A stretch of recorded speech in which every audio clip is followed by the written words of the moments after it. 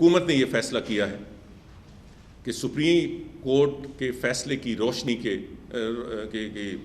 में जनरल मुशर्रफ को इलाज की खातिर बाहर जाने की इजाज़त दी जाए।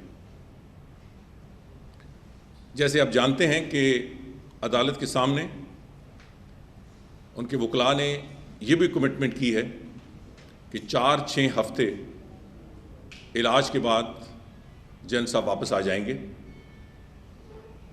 उन्होंने इस बात की भी कमिटमेंट की है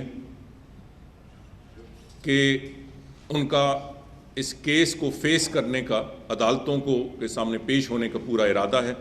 ECL पे नाम हटाने के हवाले से आला अदलिया का एक फ़ैसला है और उस फैसले की रोशनी में हुकूमत ने उनको इजाज़त बाकायदा बाज़ाब्ता तौर पर देने का फ़ैसला किया।